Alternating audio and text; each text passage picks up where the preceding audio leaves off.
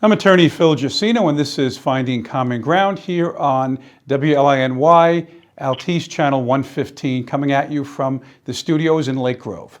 Got a great show planned for today. Can't get a more important topic than our children and their education. We have two guests on today. They're the co-founders of New York Parents and Teachers Against Distance Learning. We have Maria Sanders and Amalia Makroglou. I hope I pronounced that name correctly. The other day I was contacted by one of their members on social media, Facebook to be exact. They have a big Facebook presence. And they asked if there was anything I could do to help out. So I went down to their rally, which was on Saturday, right near Trader Joe's in Lake Grove. And I spoke to Maria. I met Maria for the first time. And I invited her on the show. So Maria and Amalia will be my guests today. And we have about a half hour of time to go over a lot of important topics. So let's get to it. Maria and Amalia, how are you ladies? How are you, Phil? Okay, good. Now, tell me a little bit, let's start with Maria, and I will go back and forth between Maria and Amalia. Maria, tell us a little bit about the organization, how it started, and what are the main objectives of that organization? The group started with a conversation among friends discussing the fact that schools were closed with no end in sight, and we were concerned about our children's education. This was back in March, and we certainly understand why schools closed back in March, because there was an unknown novel virus. We didn't know the implications of it, right. And always safety first, especially when you're discussing your children. But as time progressed, we saw the narrative change, and it became about things like reimagining education.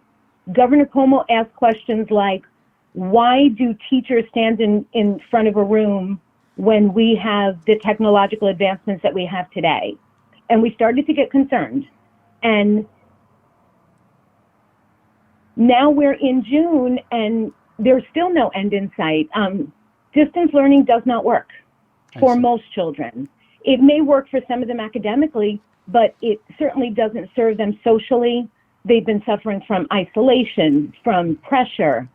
There's a tremendous amount of depression, and we need to get them back in school. We do. Now, Maria, well, you have how many children in public school currently? I have 3 children, 2 in middle school, actually 1 in middle school, 1 going into high school, and 1 in college. I see.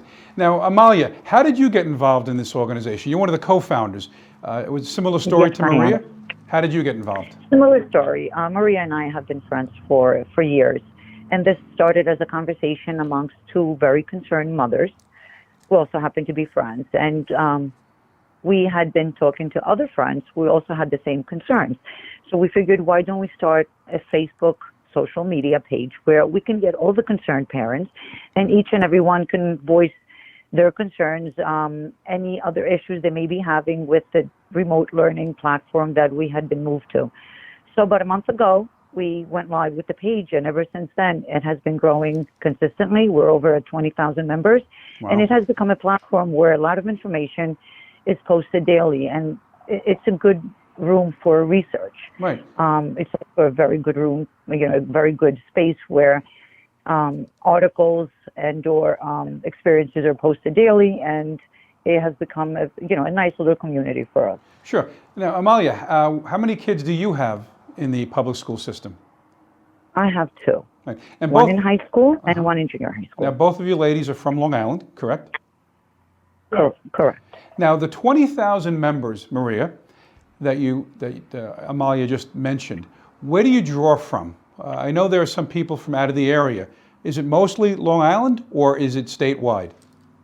It's statewide, everywhere from Staten Island to upstate New York. There's a lot of New York City and a lot of Long Island, but we have representatives from across the state.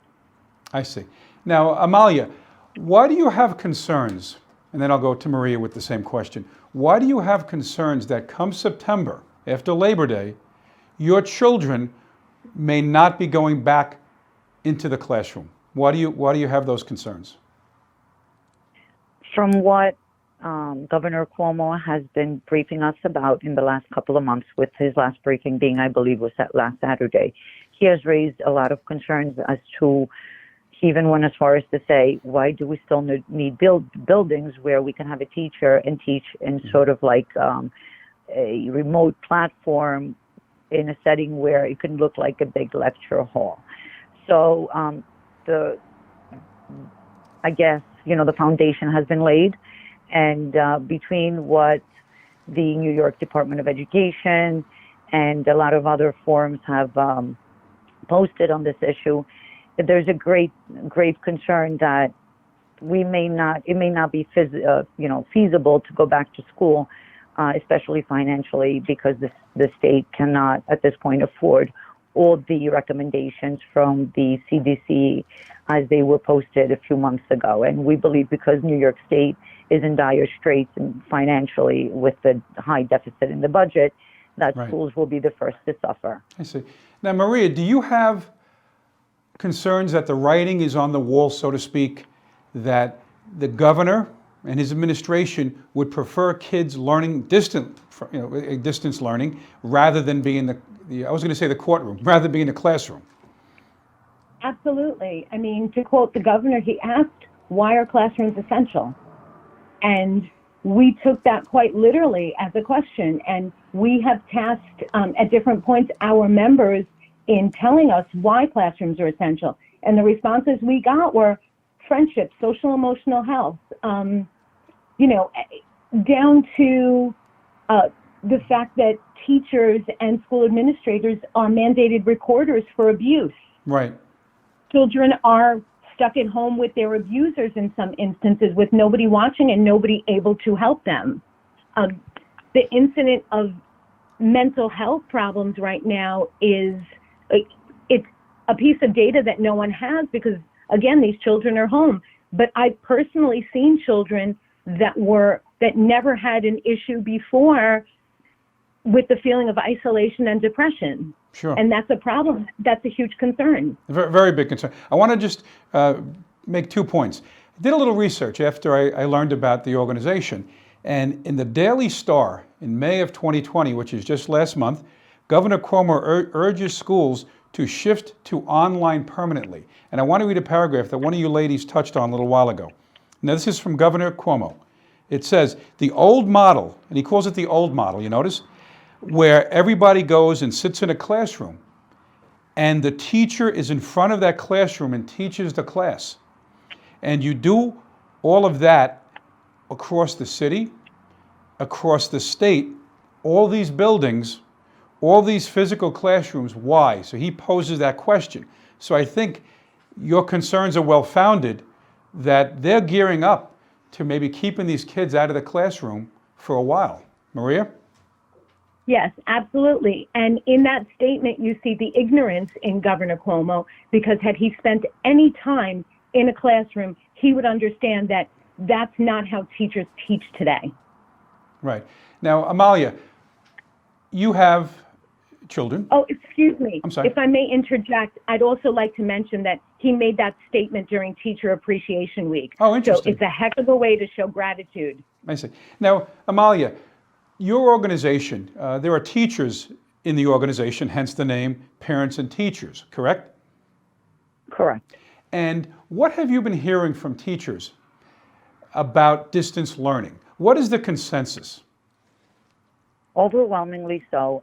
Every teacher that I am either friends with and or have met through the forum is eager to get back into the classroom. They believe that the student-teacher connection has been lost in this technology learning or remote learning or distance learning, whatever Mr. Cuomo wants to call it.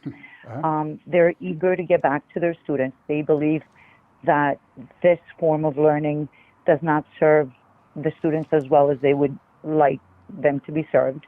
They believe it's taking the personal experiences of the teachers out of the equation, which plays a big role in how they teach and how our children respond to them. Don't forget, teachers are big role models for our children. They grow up always remembering a certain teacher that they met, Sure. throughout their school careers, and that essentially has been taken out. So yes, they too, from what my experiences have been, very eager to get back into the classroom and go back to the old way of teaching, which has worked. Sure. Now, Maria, how have you been doing with distance learning since you were forced to do that a number of months ago? How have you handled it? You know, I'm a stay-at-home mom, so my situation might be a little easier than some. I have one honor student who has been struggling, but his struggle is just a lack of interest. He is a child who actually skipped a grade in mathematics and went from a 7th grade standard math class to a 9th grade Regents class. And he finished the year just doing the bare minimum because he didn't have that teacher connection. Then on the other side of it, I have a child with an IEP who requires support. Academically, he was okay because he had one-on-one support from me, but he wasn't getting the state mandates that he's supposed to be getting as per his IEP. But that child came to me actually 2 weeks ago to tell me he was feeling pressured and isolated and depressed, and actually mentioned self-harming. And that's terrifying to hear as a parent. And this is not your typical child that responds like that to things. He's generally a child who just shrugs his shoulders. In the past week, I've been speaking to a lot of parents, and I'm consistently hearing the same thing. Children are depressed. Right. They don't know what to do with themselves. They don't want to look at a screen. I mean, isn't it interesting in today's day and age where kids want as much technology Yes. as they can get, and parents try to pull it back, that we actually have children telling us too much tech. Too Like, much. we don't want to do this anymore. We want to go back to school. Right. Now, Amalia, how have you been handling this new phase? And again, this is something we're on what I would call uncharted waters. Just like in the court system, I'm an attorney, we're doing virtual conferencing, which and sometimes it's okay, but sometimes it's not okay. How have you been faring with that? I understand. I'm an attorney as well. Oh, okay. My children have not been doing so well. I have 2 children, one of which has a learning disability. He always has extra IEPs. He has a resource room, which helps him with organization, which is a big issue with him specifically. And then I have a child who's an honor student who's always had a great relationship with school and academics. So, however, they both were 90 students. And now the way this has affected them is tremendously negative, okay? My older son, who's not a child who's going to sit in front of the computer anyway or play a lot of video games, has been struggling. He has been overwhelmed with the amount of work. He has been overwhelmed with trying to organize his work and hand it in on time, even though he is a conscientious student. And he does try a lot harder than my younger kid, who doesn't have to put in that much time into academics. And he would still come out and do pretty well. So for my older kid, yes, it has been a tremendous struggle. He has been very frustrated, isolated. He's missing the emotional aspect and the social aspect of the school, which was always something that he looked forward to. He's also an athlete. So that's where we stand. I mean, they really both want to get back to school at this point. They need the structure. They themselves want the structure. And they don't want to spend so much time in front of their laptops or their Sure. phones, depending on how they're doing the work on any given day. Sure. I want to read another quote. New York Assemblyman D. Billy Jones, who's a Democrat from Plattsburgh, he said, for the student to be well-rounded, you need that social aspect you get in in-person training or in-person teaching, which I think we can all agree on that. Now, Amalia, you said your son is an athlete, correct? Correct. All right. Is he involved in school sports? He was actually going to try out for varsity. He's a soccer player. He was actually invited to a very prestigious academy to play in Spain this fall, but he's still scared because of COVID and everything to be away from us. And he's also in a very elite academy here in New York that he plays in. I see. So yes, he's hoping to turn pro. This was his dream. Okay, and Amalia, how have you heard the governor talk about, now we know there's classroom training, math, science, English, and all of that. What about extracurricular activities? What about music? Have you heard how Governor Cuomo suggests students that are sitting in their house looking at a screen How are they going to express themselves either on the sports field or in an extracurricular setting? Has he addressed that? Not that I have heard of, and not that I have seen him speak on it on TV during his briefings. I see. Now, Maria, how about On you? the contrary, I'm sorry, go ahead. I was going to say on the contrary, any info that has come out of the Department of Education, the New York State Department of Education, and the New York City Department of Education specifically calls for a hold on all extracurricular activities, sports, art, music, and any of the other social and sort of expressive subjects in school. I see. Now, Maria, on average, with a child, let's say in a regular school day where they're learning from a distance, how many hours are they in front of that screen? It depends on the day. My older son will spend maybe 3 hours. My younger one, who has attention deficit, on some days has spent 8 or 9 hours. There have been days that he has been doing assignments up until 11, 12 o'clock at night. And I just have to say, I don't blame the teachers. Of course. Because the teachers were thrust into this position. And it's not to say that the work that they're giving them should take them 8 hours. But unfortunately, a child who is accustomed to a certain level of supports from professionals, from teachers that have been trained, that have classroom experience to help a child with special needs, when in the absence of that, it takes him so much longer to be able to redirect him. And I like to think I'm a good mom, but I'm certainly not a teacher. I see. Now, Amalia, have you heard from parents that, let's say, might be in a small 1 or 2 bedroom and they have 3 kids? What kind of unique problems do they face that maybe somebody with a number of rooms in their house and numerous computers don't face? Well, exactly what you said. The problem that usually comes up in such a family where space is limited and so is technology, and you have multiple children in different grades. So you have 2 to 4 children and they each have work to do. Then what happens is the parent has to sit with each and every child, try to find the computer that's available at the time, and then each and every child has to be in a quiet space because that's the way they need to work. They need to work in a quiet space. Now, you have some children that are not independent learners, especially the ones that are in younger grades. So that now puts a lot of pressure on the parent financially and Right. emotionally and time-wise. They have to spend a lot of time out of their day if they're lucky enough to be home. If they're not, then that homework needs to get done when the parent gets home from work. So you can understand the family unit is stressed because Sure. of the situation. Sure. Now, Maria, has anyone reached out to you and said that they prefer distance learning? We don't have anyone that says they prefer distance learning. There are people that are concerned about going back to school and would, dare I say, tolerate the format for a limited time period because they have, someone at home that's immunocompromised or someone Sure. at home that's older. So they don't want to take any sort of risk. Right. Now, Amalia, is there a way, let's say, that the kids can start school in September, but if a parent has a special concern that their child can maybe do distance learning, but not affect the other students that want to get back to school? Is that possible? Absolutely.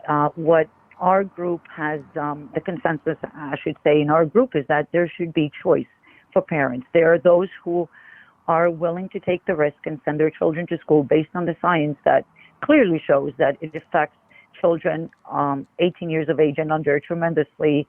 The risk is a tremendous low risk Right. versus older adults from COVID-19. And the consensus is that most parents would send their children back to school. But then again, there's those for their own private reasons would rather keep their children at home.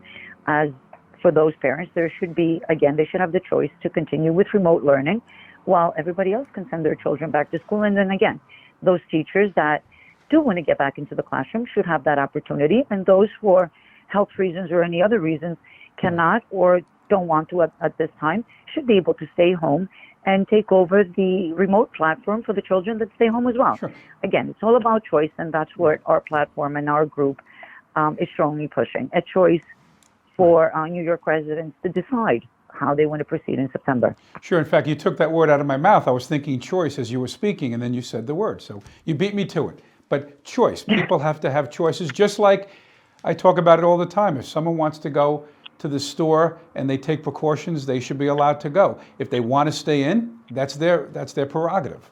Now, Maria, have you or the organization reached out to Governor Cuomo or his administration? We absolutely have. And what we've happened? gotten absolutely no response. How did you do that? How did you reach out? We've tried email. We have sent letters in the mail, old-fashioned, put a stamp on it Snail and mail. take it to the post office. Right. We've made a multitude of phone calls, most of which haven't even gotten through to his office. I see. Did you send a certified mail return receipt requested? We have not, but that's going to be the next step. Okay. And any emails or anything? We've also had petitions, no response. No response. Amelia, the same thing. You've reached out, or the organization has reached out. Now, you're an attorney. Yes. What kind, if you don't mind me asking, what kind of law do you practice? Sure. I did medical collections on the plaintiff side for a while, and I do general practice and corporate stuff now. Okay. Now, from a legal standpoint, because I'm contacted all the time by people, even considering bringing lawsuits against the governor, have you thought about bringing a lawsuit on behalf of the organization or having an attorney do that, as other people maybe have sued the governor for different issues? Is that something that your organization has discussed or might be willing to do? We have discussed it. We're still waiting for, I believe, July 13th, the guidelines for their New York State schools reopening will be released and made public. And we had said to wait until then, see what the mandates and or guidelines are, where they're planning on taking our school year come, the fall. And then, yes, obviously we have discussed it. We think it may be a real possibility, especially for, again, like I said, children with special needs and children with learning disabilities. And we feel that it's detrimental to that part of the student community. So absolutely, it's something that we are seriously considering. Good. Should we need to get to that point. Right. Now, Maria, I think it's fair to say that probably the biggest reason why Governor Cuomo would like to see distance learning is for financial reasons, because New York State, I think it's a $13 billion deficit. And if you don't have the kids go to school, you don't have to have a janitor. You don't have to have the school nurse. You don't have to have security. Electricity would go down. The bill would go down tremendously. So is it fair to say that the main reason why he wants to do this is to save the state money? Absolutely. If you think back a few weeks ago, Governor Cuomo actually said that he was looking at 20% cuts, or no less than 20% cuts across the board for first responders in education and in healthcare. So here's the thing. In terms of first responders, I won't go too far into it, but we can, there have been cuts in local government. You really can't impact healthcare because of COVID-19. Exactly. If he was to say that he was going to cut healthcare, I think that there would be an uprising. So your next target is education, and education is a big bill, and taking money from education would make it much easier for the governor to balance our budget. However, what are we showing our children, and who are we raising? Like, how are we raising our kids in the future? How are they going to learn? How are they going to? We keep discussing the academic component of school, but school is so much more than the academic. Absolutely. School is it's the first place your child goes to make a friend, to learn how to socialize, to learn how to problem solve. And those are the core skills that you need, that you use today as an attorney, right? Absolutely. Our children can't afford not to get that. And there's no way that they're going to learn that on a digital platform. No. Now, Amalia, Maria just touched on the motive why Governor Cuomo would do this. And I'm going to preface it with, he said he's going to make these cuts unless the federal government kicks in, or in a sense, bails out New York. I'm not sure that's going to happen. And do you see, Amalia, what the federal government's role in this? I know this is a state issue, but do you see any role that the federal government can play, other than writing a check, to help make sure that kids get back to school in September? Okay, I'm just going to touch upon something that Maria said. On May 4th, the comments that you read off before that Governor Cuomo made regarding education and the necessity for school buildings and the old way of learning, as he put it. Old way, And right. he also used the word reimagine. Yes. He used that word in conjunction with the Gates Foundation. Now, we all as parents, and I specifically remember this because it was implemented, the Common Core was implemented while my children were very young. Obviously, that was also an initiative taken up by the Gates Foundation, and it, in my opinion, has failed miserably. Yes, it has. And I am not the only one who feels that way. Now, we believe that Governor Cuomo has an ulterior motive where he is monetizing our children's education and with the Gates Foundation, and at the same time, he's strong-arming the federal government to bail him out of a deficit that he and his administration has put and has ran in this state for years prior to COVID. And at this point, he's holding the residents and the students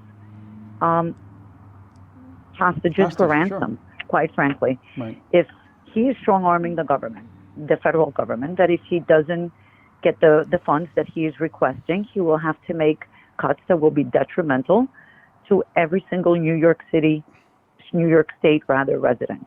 And that's my personal opinion. I know it is shared by many, if not all, on the platform. But many of our members do strongly feel this way. Right. Now, Maria, just very quickly, because we're running out of time, with regard to the Melinda and Bill Gates Foundation, which Amalia just touched on, what is their angle? Now, what are they looking, what do you think they're looking to get out of this by teaming up with the governor to, in a sense, keep kids out of the classroom? So you have to understand, Bill Gates is a tech giant. When I initially heard about Reimagine and Bill Gates, I couldn't understand why the person who has the most to gain financially would have a seat at that table. I can certainly understand once you have the proper stakeholders sitting at the table to discuss the advancements in technology and how they can supplement, and that's an important word, they can supplement education, yes. Classroom education, but they cannot replace it. So I can certainly understand wanting to reimagine a digital platform to supplement education, but that reimagining should be done with the stakeholders in education, our administrators, our teachers, our parents, and our students. Someone like Bill Gates, who has the most to benefit financially, has no place at that table until we need the actual technology. So right. The stakeholders create the idea, and then they can go to our tech giant and say, hey, how do we implement that? But to give him the head seat at the table gives him the ability to control what we're going to do and how we do it. Yes. And, you know, if I was the tech giant, I would certainly support it because I stand to make the most money. Right. Doesn't it sound like almost a conflict of interest? Absolutely. Right. Now, just and again, we discussed it before, but, you know, Bill Gates is not a friend to education. Every time he's touched education, it has exploded, and he walks away unscathed. And he gets another chance to come back to the table. Right. I see. Last round of questions. Amalia, are there any other organizations or entities? We talked about the governor. We talked about the state. We talked about the federal government. Are there any other entities, whether it be even more local government, school boards, any other entities or organizations that can help get these kids back, your kids, back into the classroom by September? I'll speak on that first. There are these reopening task forces, and the Long Island Task Force did a presentation last week, and I actually ran through 8 pages of attendees, and noticed that certain organizations in certain areas are very well very well involved and have numerous participants, but every single district in the state in Long Island isn't. My district, who happens to be one of the largest Sachem. on Long Island, was not represented, and yet there were over 20 members of I think Nassau BOCES. There were only 2 parent members. That's a problem. When you have 8 pages of attendees and your parents are so underrepresented, how do you know what they want and what they need in terms of education and reopening? Exactly. Amalia, you want to finish up? Sure. We have also contacted several local politicians, specifically Mr. Dave Franklin, who is running for District 7 state senator in Nassau County. He has been a big supporter of our cause. Also, Mr. Mike Lupetri has also been a big supporter of our cause. He's also out of Nassau County, and he has really focused on the impact that this type of education and this type of remote learning has had on the disabled, the children with special needs and or learning disabilities. So we are trying to also get local politicians involved because they themselves may be parents or have constituents who are parents, and this has been a tremendous, I want to say a tremendous disservice to our children and our students. And we all are starting to realize that we may not be going back to school in September like we thought back in March, when we all agreed that it was safer for our children to stay home for a little bit. That's unfortunate. But ladies, I really want to thank you. I think this was an excellent conversation, an excellent discussion about a very, very important issue. Other than children's safety, what's more important than the education of our young? What I'd like to do is make sure your members watch the show that are on Long Island, because you can see the show on Altice. It'll air on July 4th. If you're watching, it's July 4th. Happy 4th of July. It's going to be a little different than prior 4th of July. But tell your members and anybody else who wants to see this show, you can go to YouTube after the 4th of July, go to Phil Jusino. That's my YouTube channel, and you can see this show. Just look for the date. We're filming it on June 28th. Let them go, let them put comments in, let them subscribe to that. And what I'd like to do, ladies, is let's say after July, what was the date, Amalia? July 13 is a milestone when we get some additional information? I believe the date announced was July 3rd, on or about July 13th. Okay. So we can go with that date. What I'd like to do is I'll reach out to you, you reach out to me. Let's bring you back on after we find out a little bit more. And then you can bring me up to date on what progress you've made. If you have heard from Governor Cuomo's office, and we can get you back on and we can do a part 2 of this, okay? Thank you so much for the opportunity. You're welcome. And if there's Thank anything, you so much. you're very welcome. And if there's anything I can do for you, you know how to reach me. You have a great day. Enjoy your 4th. Stay healthy, and hopefully we'll get your kids back into school by September. Have a good day. Thank you. You too. You Have as a good well. day. Bye-bye. You are back with Finding Common Ground here on Altice Channel 115. This is the second part of our show. The first part of the show, I had Maria Sanders and I had Amalia, it's a little hard to pronounce her name, but Amalia Makroglou. They are the co-founders of the New York Parents and Teachers Against Distance Learning. Had a great discussion with them. Very, very important topic. They are also on Facebook. You can go to that. The organization is called New York Parents and Teachers Against Distance Learning. Their main objective is to get their children, the children of New York State, back into the classroom come September. And they're getting resistance from Governor Cuomo, who, because of financial reasons, feels it is cheaper and better to have the kids stay home and learn from a distance. And there are a whole host of problems with that. Yes, it'll save some money, but is saving money the most important thing? Now, Governor Cuomo is teaming up with Melinda and Bill Gates Foundation, somewhat of a conflict of interest, because they, who brought you Common Core, which is a disaster, they would love nothing more than the kids to learn from a distance. Now, I'm not saying distance learning can't work in certain situations. And look, people go to college that way. You have University of Phoenix and other institutions where people can learn. But when we have young kids, they need social interaction. They have sports. They have gym. They interact with their fellow students at lunch. They see the teacher. Right? All of us that are adults can remember those teachers that made an impact on us. I still do. I still remember those names many, many years ago. Going back to elementary school, I still remember my kindergarten teacher, Mrs. Grathwohl, Miss Carson. I still remember Mr. Williams. All these names and all these teachers.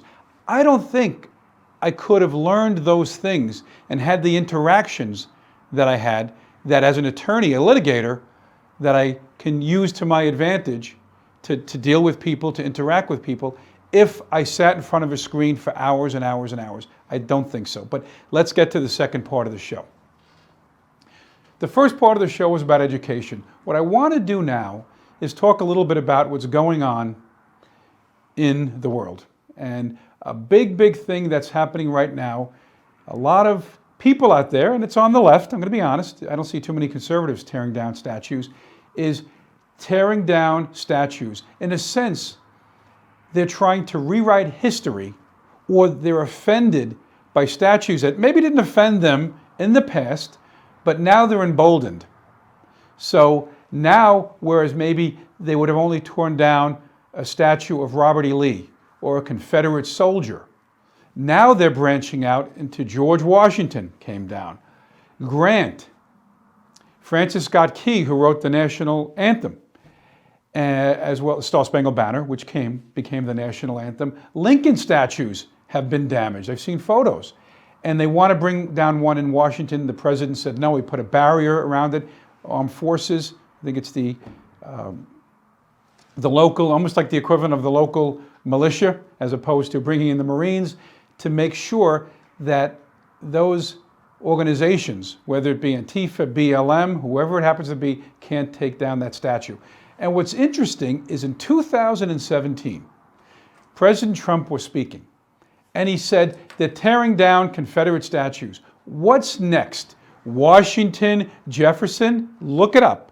He said it probably about 3 years ago now, because we're in 2020. I think he said it around April, May, June of 2017. The media attacked him. Many on the left attacked him. And I saw the writing on the wall. I knew he was right. And even John Oliver, he's a comedian, a commentator, so to speak, he said, what is he talking about? People are going to stop and they're not going to go to that extreme. And I'm paraphrasing. But President Trump was right. And I knew he would be right, because you give them an inch, they take a foot. When I say them, those organizations, whether it be Antifa, BLM, they will take an inch, they'll take down a Confederate statue, and they get away with it. Nobody's punished. It's on video. We know who did it. And then the next thing is, maybe first it's Robert E. Lee, right, who led the Army, of Northern Virginia, which the main general in the Civil War for the South, just like Grant, whose statue was torn down, won the Civil War for the North, and Abraham Lincoln. And Abraham Lincoln brought about not just the Emancipation Proclamation. Now let's be clear. The Emancipation Proclamation, which was from 1863, did not free the slaves in the South. It was more symbolic, a very important symbol. But it didn't free, and he knew it, didn't free the slaves in the South, because we're at war with them. It's not like he signs a document, the slaves are free, and the South is going to say, okay, we're fighting a bloody civil war with you, but we're going to free the slaves. Didn't happen that way. But that was a start. Symbolic, kept France out of the war from going to help the South. And then what did he do? A couple of years later, he brought about, through hard work, watch the movie Lincoln. It's a good example of what he did. Now, obviously, it's a movie, but he did what he had to do to get people in line, to get the politicians in line that maybe weren't going to vote for the 13th Amendment, which was to end slavery. Legislatively, not an executive order, which, as we see, the next administration could say, I'm going to write another executive order vacating that prior executive order. Trump can do it with Obama. Obama could do it with Bush's executive orders, and so on. Bush with Clinton. Executive orders, as I call them, it's an end around signed by the president or the executive. It could be an executive order by a governor. It's an end around. It's not legislative. where, we've all seen, I shouldn't say we've all seen, the people my age and a little bit younger, so what's a bill? And there's a piece of paper running around Washington, and it's a bill that gets voted in, the president signs it. That is a law. An executive order is not a law in the same way that a law that is signed into by the president, or by the governor, or by the mayor, and so on. Whatever that you could have an executive order by a county executive. So Lincoln passed or signed into law the 13th Amendment without one Democrat vote. And people go crazy when I mention it. Let's be honest. I'm stating a historical fact. Not one Democrat voted for the 13th Amendment. Now they say, well, the Democrats are like the old Republicans. Be that as it may. Lincoln brought about the end of slavery with the help of the Republican Party. Why would you want to tear down a Lincoln statue? Now, again, to be fair, what they're claiming is that the statue that they want to take down, there's someone kneeling, a black person kneeling at him, I guess in front of him, not at his feet necessarily, but kneeling. And they're saying, well, that puts that black person in a bad light. Let's be also clear about it, all right? Freed slaves paid for that statue. That statue was a ceremony, and it was a black abolitionist, Frederick Douglass, who dedicated that statue. So the people now that want to tear it down, I'm sure they didn't do their research. They just see what they see and say, tear it down. Another abolitionist statue was damaged. Teddy Roosevelt, who did a lot for minorities and the black people, clearly did a lot. In fact, he was the first president that invited a black person, I think, to a formal dinner at the White House. Teddy Roosevelt. Not anyone before him. Teddy Roosevelt did that. Now, there's a statue in front of the Museum of Natural History, or I believe it's Natural History, in New York City.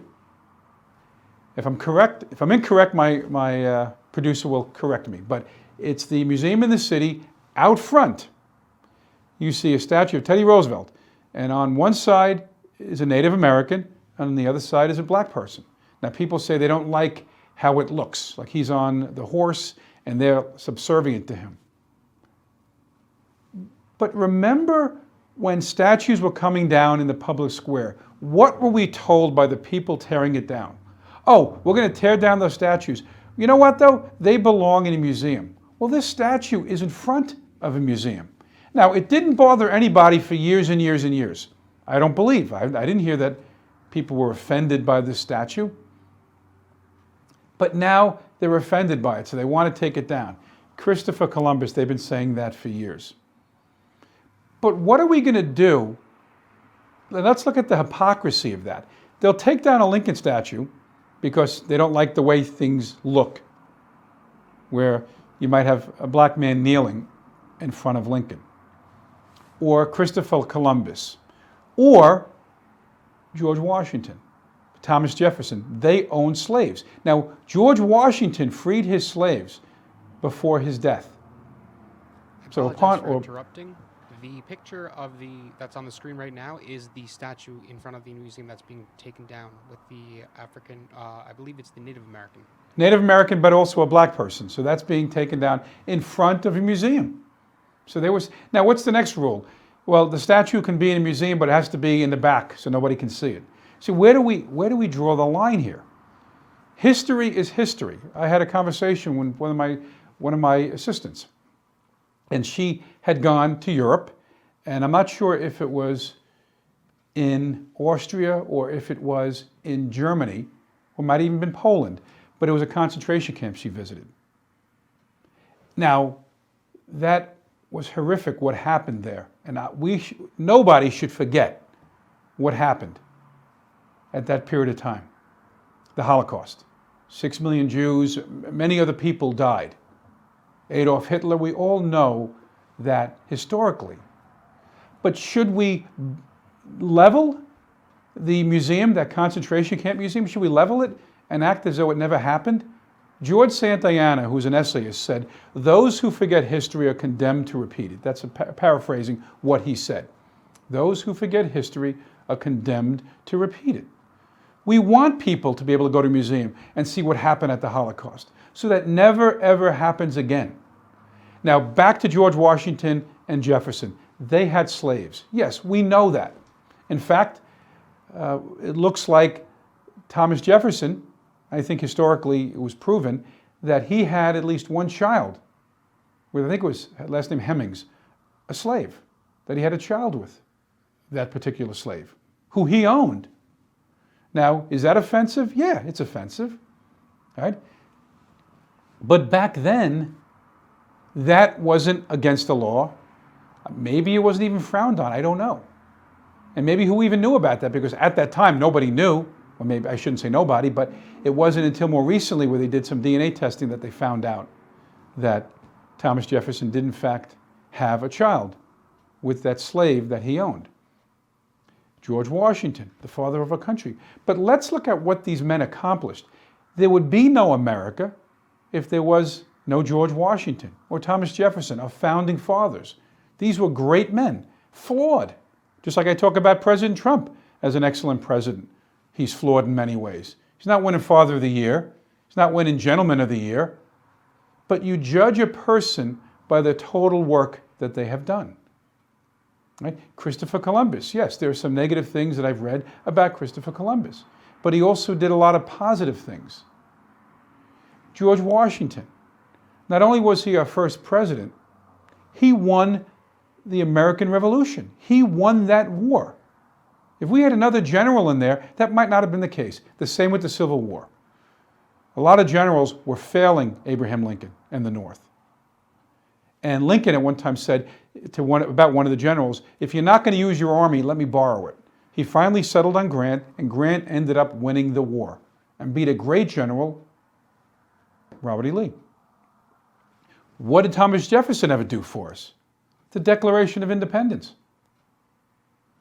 That was one of the central documents that got this whole thing rolling, where we basically wrote a letter to England saying, "Screw you. We want to be free." And that led to other things that eventually led to the United States Constitution, which exists to this day. Some politician would like to set it aside because of a pandemic, but it's the articles that we follow, that we live by. Free speech, Second Amendment, right to bear arms, or the Fifth Amendment, the first 10 amendments of the Bill of Rights, the right against self-incrimination, rights that separate us from other countries, makes us a better country because we have rules that our government has to follow, because we have a government of, by, and for the people. Right? It's not big bad government. It depends on who you vote for the next time. You might have that big bad government, because Joe Biden is talking about an FDR-sized government, and that came on the heels of the Great Depression, and he had a lot of public works programs. Now we have that pandemic that maybe not as bad as the Great Depression, but certainly hurt us, causing us to spend a lot of money, put a lot of money into circulation. I think inflation could be an issue down the road, but thank God we had a strong economy right before COVID-19 hit. We did. Now, you can argue all you want that it wasn't the strongest economy that ever existed, or that it was still President Obama's economy. Yeah, 3 years after. The economy was doing very well. The stock market was doing well. Unemployment across the board for blacks, Hispanics, Asians, whites, women, men, you name it, was extremely, extremely low. So I liken it to this. Remember how they told us that if you're young and healthy and you get COVID-19, you'll be okay. If you're old and infirmed, or young and infirmed, and you get COVID-19, that's where you can end up in the hospital or end up dying. Serious, serious consequences. We have to protect the old people. The young people can get it, and they can suffer from it, but if you're young and healthy, you should be okay. That's why the numbers are going up, let's say in Florida, but you don't really see as many hospitalizations as you did in New York. Italy had an older population. It devastated them in a relatively short period of time. So I look at the economy in the same way and draw the analogy that if we had a weak economy, we would be in a lot worse shape than we are. You look at the stock market. I'm looking at my stocks. It took a big, big hit. They're coming back. They're almost where they were pre-COVID. That's pretty amazing. Unemployment is going to get back. So a lot of it's going to be, do we stay the course, or do we go to a big tax and spend liberal like Joe Biden and keep our fingers crossed? I want to talk very briefly about some of the polls that I've been seeing lately. And Fox News did a poll. And the poll said that in the certain states, swing states they call them, Florida is one of them, the states where it really makes a difference, because California, New York, those are going to go Democrat. There are other states that are going to go Republican. But there are some key states, Michigan, maybe Texas they lump it in, that's a purple state, but other states, Florida. And they call them the battleground or the swing states. The poll said Joe Biden is leading President Trump. It could be 4%, 5%, 9%. Now remember, the numbers is not that different from when President Trump, at the time Donald Trump, ran against Hillary Clinton. And we know how that ended. And the polls were saying Hillary Clinton's going to win, Hillary Clinton's going to win. Now some of them were not state by state, and we follow the Electoral College. But these are state by state. So people that I know that support Trump are getting a little nervous. I'm not nervous. They're getting a little nervous and they say, wait a minute, how is Joe Biden up? The guy's in his basement. That's why. If you had a poll and said, will you vote for President Trump or an empty chair, there are people that would say the empty chair. Because they don't like President Trump, let's be honest. The country is basically 50-50. Even when President Trump destroyed Walter Mondale and won 49 states, except Minnesota, in 1984. If you look at the popular vote, what was it, 53%, 47%? So it's about 50-50. The independents will decide the election. Now, I digressed a little bit. Let's go back to those polls. I believe you made a mistake, Dad. I think you said Trump. I believe you're talking about Reagan. Ronald Reagan, I'm sorry. Ronald Reagan in 1984, thank you, beat Walter Mondale by winning 49 states. Right? Geraldine Ferrara, the first woman to run on a major ticket, was his VP. Ronald Reagan and George H.W. Bush beat Mondale, 49 states. But if you look at the popular vote again, it wasn't like 70-30. You're never going to really see that. So back to those polls. Now you have to dig a little deep. You can't just take them at face value. You can't just say, okay, Biden's up and he'll probably win. If you said that in 16, you probably lost your bet, if you bet somebody that Hillary was going to win. But what I get from that, and I always look at a silver lining or the thinking outside the box, those polls say that in those states, President Trump is up, and I believe in all those states, when it comes to the economy. So from what I understand, more Democrats were questioned than Republicans. And when the question was asked, who do you think is doing a better job or did a better job with the economy, or who do you trust more with the economy? President Trump won that round, right? So when people ask the general question, how he's handling the pandemic, Biden was up. Biden didn't do anything. He's in his basement. He can't get a large crowd. I bet you if I held a rally, I'd get more people than Joe Biden if he ever comes out of his basement. President Trump has a rally and thousands of people. You can say it's smaller than it was before. COVID had something to do with it. I think teenagers and TikTok reserved a lot of tickets, and it turns out that was a joke. So a lot of people who wanted to get in couldn't. I heard that there was a movement of people blocking access to the metal detectors. So some people who wanted to get in couldn't. So there's a whole host of reasons. But it was watched, I think, by like 11 million people, or some large number watched it on TV. And many people were there. So James Carville, who was one of Clinton's guys, said it's the economy stupid. Now, I'm not calling anybody stupid. He said it's the economy stupid, meaning, look, it's the economy. Other things, you can be pro-abortion, against abortion. You can be pro-Second Amendment, anti-Second Amendment. You can be for and against so many different things. But what's the most important thing? The most important thing is, of course, safety, but it's the economy. Why? Because you want to be able to feed yourself and your family. You want to be able to pay your rent, put food on the table, pay for your car, pay whatever your expenses are. If you don't have a job and you're on unemployment, you can't properly take care of your family long term. Let's be honest. And you want your children to be able to get a job and have opportunities that you had growing up. If the economy goes down the tubes, you're going to suffer, your family's going to suffer, the next generation is going to suffer. That's why it's important that we look at the economy as the most important thing that a president can do for us. Yes, provide a common defense, and he's doing that. A liberal coming in, and that's what Biden is. He might have been a JFK Democrat years ago. He's a liberal now. Bernie pulled him to the left.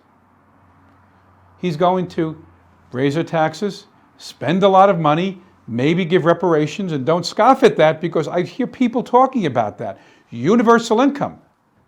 The monies that the government just gave us, in a sense, is a practice run to say, look, we can take care of you. Yeah, we hit a pandemic, but we're taking care of you. We're sending you $1,200, or we're giving you the PPP loan. You've got to get the economy going, and the smartest bet is to pick somebody. And I'm not going to tell you who to vote for. I'm voting for Trump. You can pick whoever you want. The economy. It's the economy. I'm not going to use this word stupid, but it's the economy. He proved he could do it before. He's going to do it again. Very quickly, I wrote a book called Divorce: A Practical Guide. You can get that on Amazon, or you can go to my website, JusinoLaw.com. Chock full of information. If you're going through a divorce, know somebody who's going through a divorce, family court, orders of protection. There's a lot of information that you can take a look at and will help you when you go see an attorney. Right? You can reach me again, JusinoLaw.com. I really want to thank you for watching the show. It was a very important show. We did it in 2 parts because of a matter of time constraints. But watch the show every Saturday, 10 a.m., channel 115 Altice. Go to my website, go to my YouTube page, Phil Jusino, PhilJusino. See the old shows, subscribe. Let's get the word out. Thank you, and you enjoy the rest of your day. And you're watching the show, it's the 4th of July. Have a great 4th of July. Be careful. Don't eat too much. Don't blow your hands off with explosives. Take it easy, relax, be thankful you live in America and that you're an American. You have a good day.